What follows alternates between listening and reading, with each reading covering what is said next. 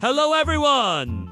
A Minecraft player was chopping wood in the mountains when he found a strange egg. It looked like an Enderman egg, but it wasn't. The player brought the egg home and put it in his base. But soon, hostile mobs began to spawn around the egg, trying to destroy it. The player fought them all off, but more kept coming, and so he called upon his friends for help.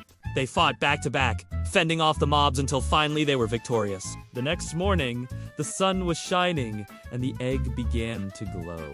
The player and his friends stood by as it hatched, and out popped a baby dragon. The dragon was very friendly and became the player's pet. They named him Toothless and set off to explore the world together. But this is where things get a bit weird. You see, dragons in Minecraft are hostile. They breathe fire and attack the player on sight.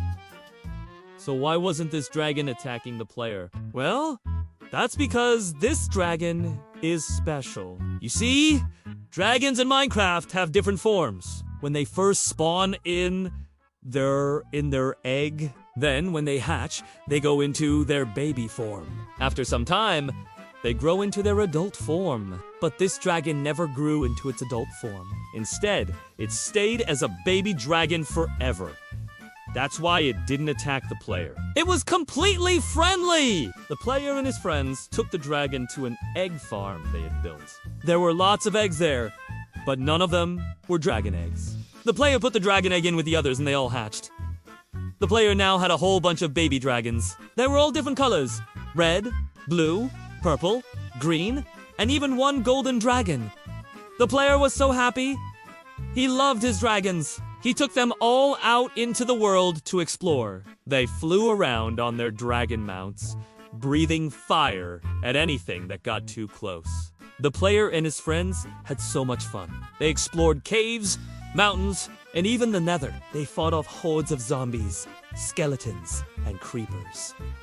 The dragons were so powerful.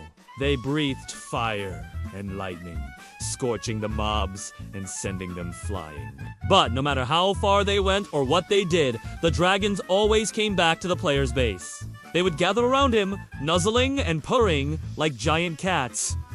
The player loved his dragons. He knew that they would always be by his side, ready to help him in any way they could. So, the moral of his story is, if you find a strange egg in the mountains, don't take it home.